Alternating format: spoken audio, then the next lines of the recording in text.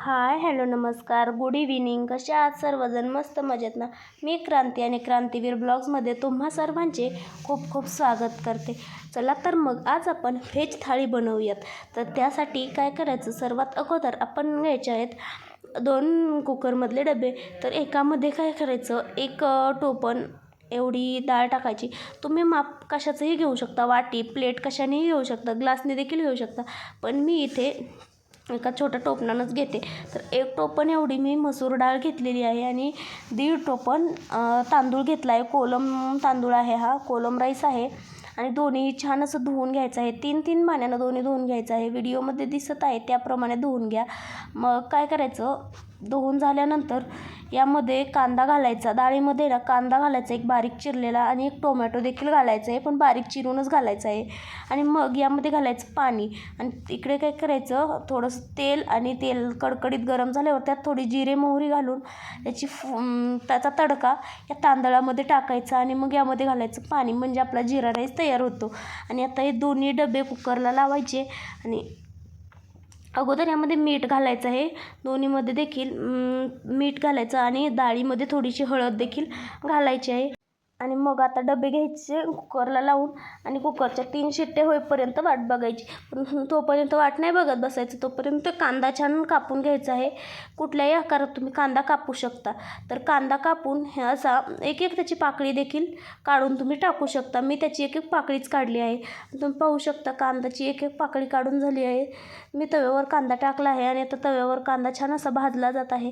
तर कांदा छान असा ब्राऊन रंग येईपर्यंत परतून घ्यायचा आहे. तर तुम्ही पाहू शकता आता कांदा छान परतला आहे. मग यामध्ये मी बारीक चिरलेला 1 टोमॅटो घालणार आहे. आणि टोमॅटो, एक छान बारीक चिरलेला टोमॅटो देखील यामध्ये मी घालणार आहे. तर तुम्ही पाहू शकता आता हे छान असं भाजलं जात आहे. छान असं परतवून घ्यायचं आहे. आणि हे छान परतत आहे तेव्हा लगेच यामध्ये काय करायचं, 4 ते 5 लसणाच्या पाकळ्या देखील घालायच्या आहेत. आणि लसणाच्या पाकळ्या घालायच्या. मग काय करायचं, बारीक असा पतला पतला कापलेलं सुकं खोबरं घालायचं. तुम्ही खोबरं खिसून देखील घालू शकता, पण मी कधीच खोबरं खिसून नाही घालत, असं बारीक बारीक कापूनच घालते. आणि मग काय करायचं, अगदी थोडेसे शेंगदाणे जे आहेत ते देखील यावर घालायचे आहेत. आणि छान असं हे देखील परतवून घ्यायचं आहे. आणि हे परतत आहे तोपर्यंतच थोडीशी हिरवीगार अशी कोथिंबीर धुवून यामध्ये घालायची आहे. आणि मग थोडेसे धने घालायचे आहेत. धने तुमच्याकडे असतीलच तर घाला, नसतील तर नाही घातले तरी चालेल, पण धने हे प्रत्येकाच्या घरात असतातच. आणि मग छान असं हे संपूर्ण मिश्रण भाजून घ्यायचं आहे. छान असं भाजलं पाहिजे, छान असं परतलं पाहिजे. संपूर्ण मिश्रणाला ना हलकासा ब्राऊन रंग आला पाहिजे. तुम्ही पाहू शकता आता हे मिश्रण छान असं परतलेलं आहे. आता 2 मिनिटं ठेवून पुन्हा एकदा हलवून मग हे सर्व जे आहे ते एका भांड्यात काढून घ्यायचं आहे, एका प्लेटमध्ये काढून घ्यायचं आहे. आणि छान असं थंड होण्यासाठी ठेवायचं आहे. 5 मिनिटात हे थंड होऊन जातं. मी 5 मिनिटं हे थंड होण्यासाठी ठेवणार आहे.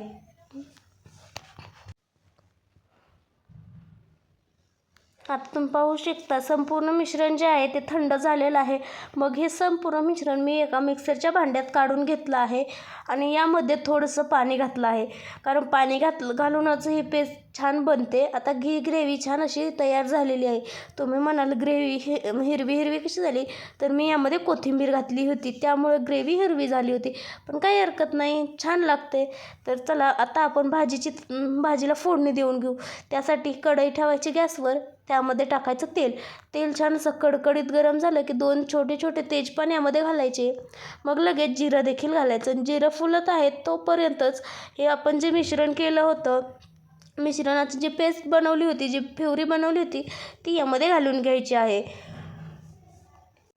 आणि छान असं हे जे मिश्रण आहे ते परतवून घ्यायचं आहे. मिक्सरच्या भांड्याला खूपच जास्त आपलं जे ग्रेव्ही आहे ती राहिली होती, त्यामुळे थोडंसं त्याचंच पाणी मिक्स करून यामध्ये मी घातलं आहे.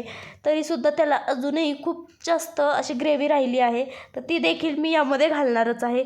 त्यासाठी तुम्ही व्हिडिओ कंटिन्यू करा. आणि व्हिडिओ कसा वाटतोय हे देखील कमेंट करून नक्की सांगा. तर तुम्ही पाहू शकता आता ग्रेव्ही छान अशी परतली आहे. तुम्ही बघू शकता ग्रेव्हीतलं पाणी पूर्णपणे आटून गेलेलं आहे आणि याला आता कडेनं तेल सुटणार आहे. पण कडेने करपायला सुरुवात झाली होती, त्यामुळं मी काय केलं, यामध्ये थोडंसं पाणी घातलं कडेने. अगदी थोडं पाण्याचा शिपका दिला, शिंतोडा यामध्ये दिला आणि मग छान अशी ग्रेव्ही परतवून घेतलेली आहे. आता ग्रेव्ही परतत आहे तोपर्यंत आपण यामध्ये सुके मसाले घालायचे आहेत. सुके मसाले काय काय घालायचे, त्यासाठी काय करायचं, सर्वात अगोदर 1.5 चमचा घरगुती काळा मसाला घालायचा, घरी बनवलेला आहे. मग नंतर अगदी अर्धा चमचा, अर्ध्यापेक्षाही कमी एवढा चमचा यामध्ये हळद घालायची. मग घालायची धने पावडर, 1 चमचा धने पावडर आणि 1 चमचा लाल मिरची पावडर, घरीच बनवलेली लाल मिरची पावडर आहे ही. आणि मग यामध्ये थोडंसं घालायचा गरम मसाला आणि हे छान असं परतवून घ्यायचं आहे. आणि ह्यात तुम्हाला जे म्हणलं होतं ना मी, मिक्सरच्या भांड्याला ग्रेव्ही चिकटलेली आहे, तर ते पाणी आता थोडंसं वापरलं आहे. तर ही छान असं परतवून घ्यायचं आहे. तर तुम्हाला जर ह्याची संपूर्ण डिटेल्समध्ये साहित्य पाहिजे असेल तर ते मी डिस्क्रिप्शन बॉक्समध्ये देते, ते तुम्ही नक्की चेकआउट करा. तर आता काय करायचं, आपण ही जी सोयाबीन आहे ना ती भिजत घातली होती, तर ती गरम पाण्यामध्ये भिजत घालायची. तो व्हिडिओही माझ्याकडून स्किप झाला, म्हणजे मी बनवला होता पण व्हिडिओ खूप मोठा होईल त्यामुळं तो मी यामध्ये काही ॲड केला नाही. पण काय करायचं, 8 ते 10 मिनिटं गरम पाण्यामध्ये ही जी सोयाबीन आहे ना ती भिजत ठेवायची.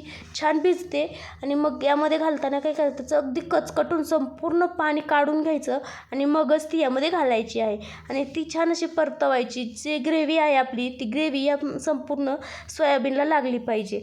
आणि मग सोयाबीनला लागल्यावर थोडंसं चवीनुसार मीठ देखील यामध्ये घालायचं आहे. तुम्ही शेवटीसुद्धा मीठ घालू शकता आणि अगोदरसुद्धा काही प्रॉब्लेम नाही. तर यामध्ये मीठ घालायचं आणि पुन्हा एकदा छान अशी ही ग्रेव्ही परतवून घ्यायची आहे.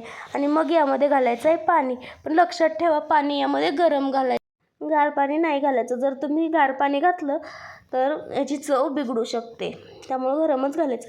आणि पाणी थोडंच घालायचं, जास्त नाही घालायचं, कारण सोयाबीनची जी भाजी आहे ना ती जास्त पातळ असेल ना तर ती खाऊ नाही वाटत, त्यामुळे जरा अशी घट्ट ठेवायची, जास्त पाणी नाही घालायचं.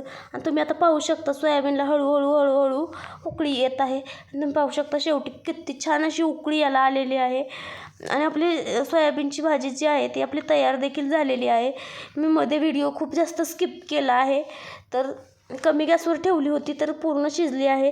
तोपर्यंत मी पीठ मळून घेतलं चपात्यांसाठी. तर आता यामध्ये घालायची बारीक चिरलेली थोडीशी कोथिंबीर आणि एकदा हलवून असंच कमी गॅसवर अजून थोडा वेळासाठी सोयाबीन ठेवायचे आहे. आणि तोपर्यंत आपण घ्यायचे आहेत कांदा भजी बनवायला. आता कांदा भजी म्हणलं तर कांदा आलाच ना, मग काय करायचं, खूप सारा कांदा जो आहे तो असा उभा कापायचा, असं पातळ आणि उभा कापायचा. तुम्हाला व्हिडिओमध्ये दिसतच असेल मी कसा कापून घेतला आहे, असंच कापायचा. आणि मग काय करायचं, असे सुट्ट करून घ्यायचे. कांद्याच्या लेयर ज्या आहेत त्या सुट्ट्या करायच्या आणि मग यामध्ये घालायची थोडीशी कोथिंबीर आणि कोथिंबीर घालायची. नंतर थोडेसे जिरे घालायचे, जिरे हातावर चोळून घालायचे. तुमच्याकडे ओवा असेल तुम्ही ओवा देखील घाला. आणि मग यामध्ये घालायचे थोडीशी हळद आणि अगदीच अर्धा चमचा एवढं लाल तिखट यामध्ये घालायचं आहे. आणि मग यामध्ये घालायचं आहे पीठ आणि मीठ देखील घालायचं आहे. पीठ आणि मीठ दोन्ही घालायचं आहे.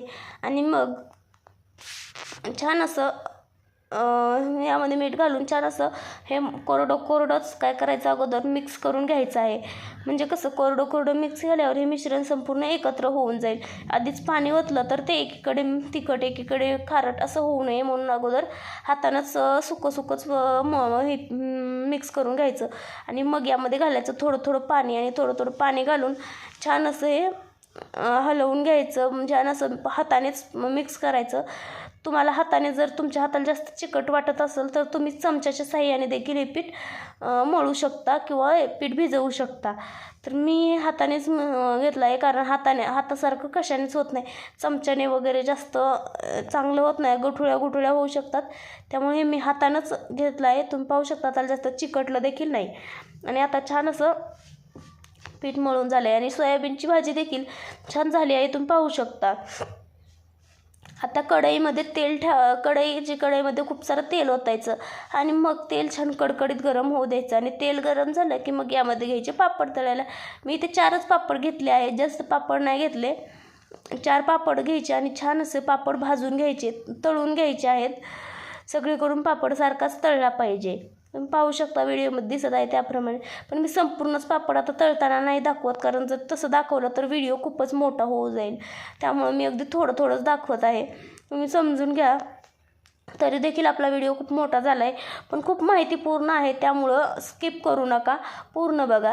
तर आता काय करायचं, भजे बनवायला घ्यायचे. तुम्ही पाहू शकता भजी मी कशी सोडत आहे. याच पद्धतीने तुम्ही देखील भजी सोडा आणि 5 मिनिटं असंच ठेवा. आणि भजी जी आहेत ना ती जास्त कमी नाही आणि जास्त मोठ्या याचेवर गॅस ठेवायचा नाही, मीडियम फ्लेमवर गॅस ठेवायचा, म्हणजे भजी छान आतून तळली जातात.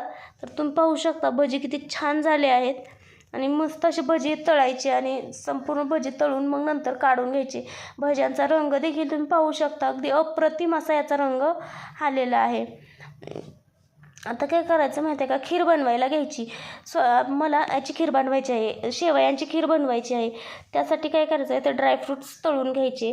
थोडंसं त्याच कढईतलं तेल बाजूला काढून त्यात थोडंसं तेल ठेवायचं, त्यातच टाकायचे थोड्याशा 2-4 काजू, 2-4 बदाम, मनुके आणि थोडंसं सुकं खोबरं जे आहे ते यामध्ये घालायचं आणि छान असं तळून घ्यायचं. आणि मग आपण आपल्याला जे शेवयाची खीर बनवायची म्हणलं ना, त्या शेवया देखील यामध्ये तळून घ्यायच्या. जर तुमच्या विकतच्या असतील तर तळायची गरज नाही, पण ह्या शेवया ज्या आहेत त्या मी माझ्या मम्मीनं घरी बनवलेल्या आहेत, त्यामुळे घरगुती शेवया असतील तर त्या भाजून घेतल्याच पाहिजेत. त्यामुळे मी छान अशा शेवया देखील भाजून घेणार आहे. तुम्हाला व्हिडिओमध्ये दिसत आहे त्याप्रमाणे तुम्ही शेवया भाजून घेऊ शकता. मग काय करायचं, लगेच एकीकडे हे दूध जे आहे ना ते दूध गरम करायला ठेवायचं आणि दुधाला छान उकळी येऊ द्यायची. तुम्ही पाहू शकता दुधाला छान उकळी आली आहे. आता उकळी आली म्हटल्यावर यामध्ये लगेच भाजून घेतलेल्या शेवया ज्या आहेत त्या घालायच्या. शेवया संपूर्ण घालून झाल्यावर 2 ते 3 चमचे एवढी साखर यामध्ये घालायची आहे. तुमच्या चवीनुसार तुम्ही कमी जास्त देखील करू शकता. आणि तुम्ही पाहू शकता मी यामध्ये साखर घातल्यावर लगेच तळून घेतलेले ड्रायफ्रूट्स देखील घातले आहेत आणि छान असं हलवत राहायचं आहे. मग आपली खीर तयार होते. तर तुम्ही म्हणाल आता हिने एवढं सगळं का बनवलं आहे, तर हे मी मार्गशीर्ष महिन्यातल्या दुसऱ्या गुरुवारसाठी बनवलं होतं, पण व्हिडिओ एडिटिंग करून टाकायलाच वेळ भेटला नव्हता, म्हणून मी आज टाकते आहे. तुम्हाला उद्या नक्कीच उपयोगी येईल. तर आता छान अशी आपली ही शेवयांची खीर जी आहे ती तयार झालेली आहे. मग आता आपण जे मिक्सरला सर्वात अगोदर कुकरमध्ये जी डाळ लावली होती ती शिजलेली आहे. तर आता हे तुम्ही पाहू शकता मी व्हिडिओमध्ये दाखवत आहे त्याप्रमाणे चमच्यानं हे अशी करून घ्यायची. याला एकच शिट्टीची गरज आहे, पण 3 शिट्ट्या झाल्यामुळे जास्तच गाळ झाली होती डाळ, पण मस्त झाली होती. आणि आता लगेच मी फोडणी देखील टाकून घेतलेली आहे. पण फोडणी काय झालं माझ्याकडून ते व्हिडिओ स्किप झाला, मी बंद करून ठेवलं होतं आणि माझ्या लक्षातच नाही आलं की मी व्हिडिओ बंद करून ठेवलेला आहे. पण जाऊ द्या, याची ही रेसिपी आपल्या चॅनलला आहे, नक्की विजिट करा, नक्की चॅनलवर जाऊन बघा, तुम्हाला नक्कीच आवडेल. खूप जास्त अवघड नाही आहे. काय करायचं, तेल टाकायचं पातेल्यात, तेलामध्ये जिरे आणि मोहरी टाकायची आणि ते छान तळलं की मग थोडंसं लसूण आणि अद्रकची पेस्ट घालायची आणि लगेच आपलं हे जे मिश्रण आहे ते त्यामध्ये ओतून घ्यायचं आणि मीठ वगैरे टाकायचं आणि झाली आपली तयार. मग नंतर कोथिंबीर टाकायची आणि खाण्यासाठी आपली वरण किंवा जी मसूर डाळीची आमटी आहे ती तयार आहे. तर आता काय करायचं, चपाती बनवून घ्यायची. तर त्यासाठी सर्वात अगोदर चपातीचा गोळा जो आहे तो करायचा, थोडासा लाटायचा आणि मग त्यामध्ये तेल घालून छान असं त्रिकोणी आकाराने करायचं आणि मग अशी हे कडाने लाटत राहायचं. मध्ये अजिबात लाटायची नाही, कडेकडेनेच लाटायची आहे आणि गोल अशी चपाती लाटून होत आहे, तुम्ही पाहू शकता. आणि चपाती फुगवण्याच्या ट्रिक्स जर तुम्हाला पाहिजे असतील तर मला कमेंटमध्ये नक्की कळवा. आणि मी पहिलाही एक व्हिडिओ बनवलेला आहे चपातीसाठी, त्यामध्ये तुम्ही जाऊन नक्की बघू शकता. तर आता तुम्ही पाहू शकता छान असा आपला तवा देखील गरम झाला होता, त्यावर थोडंसं तेल टाकलं चपाती खाली चिकटू नये यासाठी आणि मग त्यावर टाकली चपाती आणि तुम्ही पाहू शकता चपाती कसली मस्त अशी फुगलेली आहे. अलटीपलटी करून त्यावर थोडंसं तेल लावून चपाती छान अशी ही अलटीपलटी केलेली आहे आणि चपाती कसली मस्त फुगली आहे. तुम्ही नक्की बघा, तुमची देखील चपाती फुगते का कमेंट करून नक्की सांगा. पण चपाती माझी अर्धीच फुगली होती. तर कसा वाटला आजचा व्हिडिओ कमेंट करून सांगायला विसरू नका. तर बघू शकता आजचा आमचा मेनू काय काय आहे आणि कशी वाटली आजची ही व्हेज थाळी नक्की सांगा. बाय बाय, भेटूयात उद्या.